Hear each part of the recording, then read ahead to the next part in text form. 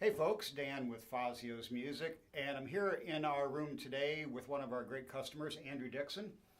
And Andrew came up with a pretty cool design for a bass that we had several people involved in getting this built out for you.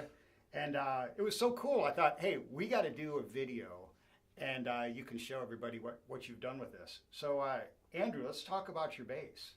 Okay, so it's the body and neck are both products of USA Custom Guitars out of Puyallup, Washington. They built out the neck for me to a specification. It's a little bit more like a P bass. It's kind of a baseball bat. Yeah. The body as well. They did a rear route for me. I actually intended to put a pick guard on it, but when I got it, I was like, "Gosh, that's really pretty," and I like the grain, so I left it. And then I purchased all the different hardware that you see. You know, we have some pretty nice Shaler nickel plate. These aren't nickel plate. These are actually nickel tuning machines. The control plate is also nickel, and this is a nickel hip shot Model A. What I was going for with this, and why I'm so grateful to Fazios and to Dave Anderson, who helped me so much with the build and trying to think this through and get everything working, was I really wanted to be able to have a lot of tonal variation. You know, one of the things that your own employees said, "Hey, so what do you?" And most bass, it's so funny. Bass players are like this. They're, "Who are you trying to be today?" You know, I'm like, "Well, actually, I just want to have a lot of choices." And you guys were all over it, so I'm really grateful for that. So yeah, I think Nick helped you quite a bit on it. And when we got this in the store, it came in a box. It was pieces. Yeah. And the folks at USA, they set all the where the pickup routes would be. Right. And so this is a really unique, interesting combination of what you did as far as positionally speaking. Why don't you share that? So the positions that I chose had to do with first off, I'm a jazz bass player, guy. I prefer the jazz to pretty much any instrument. I have a 91 at home, and I really love it. You guys have taken great care of that for me too. Thanks. But these two positions are identical in terms of where they are harmonically on a jazz. And the other two pickups that you see here are based on measurements, thanks to a lot of searching on the internet. And actually, I got a 4003 and was really trying to measure it out, but I got the bridge and neck positions to be in the harmonic space within a quarter to a half an inch of a Rickenbacker 4003. The only thing I can't seem to do is have this pickup switchable with another capacitor in there to make it sound like that vintage sound. But what is possible with this is a wide range of tone. One of the key point too, and again, hats off to USA and to Fazios, getting this all to work together is also more difficult because this entire bass is made out of hard rock Eastern maple. So it's heavy. It's a hoss. Yeah. It's got some weight to it. Yeah, that's part of the sound, though. Yeah, and I thought it would have a really unique tonal character, and it does. So now the controls look very jazzish, but these are very different as far as what they're actually doing. Yes. Explain what you came up with there. Actually, again, credit to your team here, helping me figure out how to be able to do all. How to make it, and Dave at Tritone was really instrumental in helping put this together and making your vision. Yeah, because I was like, hey, I just want two push pulls and a blah blah blah, and he's like, wait a second, hold on, I have an easier way for you to do this. So these two back knobs are pan pots, and I had a choice of how to wire them. So Dave kind of worked with me on that, and what we chose to do is make this rear pot pan between these two bridge position pickups. So basically, a bridge on a jazz and a bridge on a Rick. Right. And it blends between them. Exactly. And then this pans between the two neck position pickups, so the Rick, or if you're going for that more fat Model 1 kind of sound, it's pretty easy to get out of here. And then this position, which is the neck position of a jazz. And this knob is center tone, and ring is volume. Yeah, so this is a concentric, you have two knobs there. Right. And then the switch Though I had some concerns about not being able to go all the way back to the bridge or all the way up to, choose a single pickup and go all the way with any one of them. And that's what this switch is about. It's a 3-position on switch, and up it cancels any signal from these pickups, and you get these. If you go down, it's these 2, and then if you go center, it gives you all 4.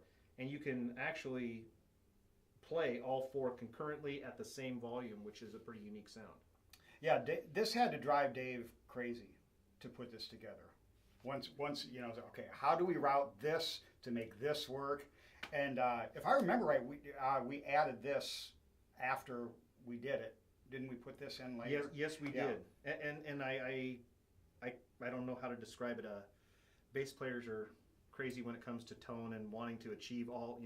Give me something that'll do everything I want. Right. And thank goodness he's a patient guy. And well, listen, let's wrap it up and show a couple things tonally what you're talking about. Okay, so a few things that are really easy to kind of demonstrate. First off, I'm volume up over there. Oh yeah. Okay. So one particular tone quality that you can get out of this that's simple to achieve is going all the way forward onto this pickup.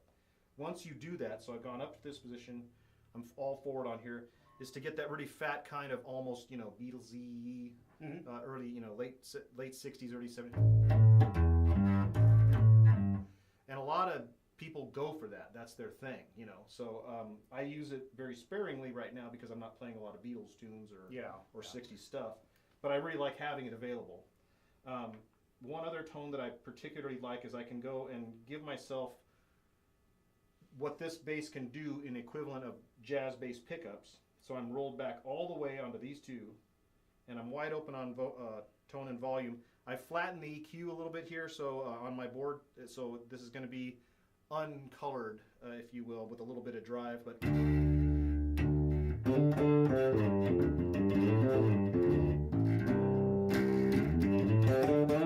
so you get that kind of, I don't know how to describe it, that jazzy-like tone. But another thing, because it's all maple, your sustain is remarkable. And I do have a little bit of compression, but you can see the lights out right now. And it just goes on forever.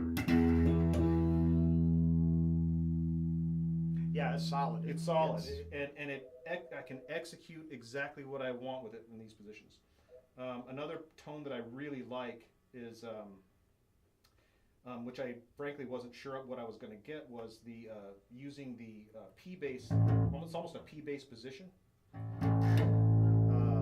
And if you give it a little bit more oomph on the high and the mid, it gives you, and a little bit of drive, it gives you kind of more of a really hard rock, a little bit more modern, but I'm kind of an 80s, 90s guy.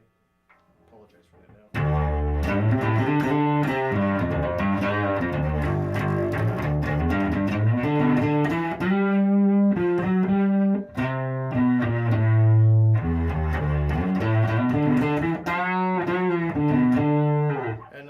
Kind of gives you a little bit of that. I'm not anywhere near Sheehan's skill, but it gives you a little bit of that Sheehan-y-like sound. Yeah. But that technically is it's in the position of a rick. Position of a rick. Right, and you can warm it up. So if you switch a little bit, and I'm pan forward a little bit onto this, not all the way, you get kind of almost like a pretty fat P-bassy, ricky kind of sound. Yeah, it's something big there.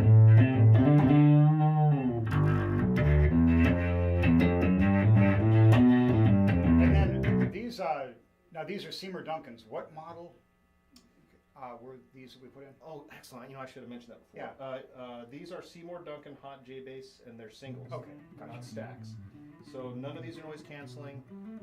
When I play on the rare occasions that I do live, I give my board guy a real rough time of it because I don't mind the buzz. I'm looking for the tone. Yeah. And I love these pickups. They're in my 91 that you guys helped me with. They're just my favorite pickup. Yeah, they sound great. Well, listen, Andrew, thanks for coming in. Thanks for showing off your bass. And again, hats off to the crew here Yes, and definitely. I don't know the people at USA, but you do. You've talked with them quite a bit, and Dave Anderson at Tritone was really super helpful with putting this together. Yeah, Dan. So, I hats off to him. He was very patient and really tried to help me work the electronics. And so your team's been great. Cool. Hey, thanks for watching our video, and we will see you guys later. Bye-bye.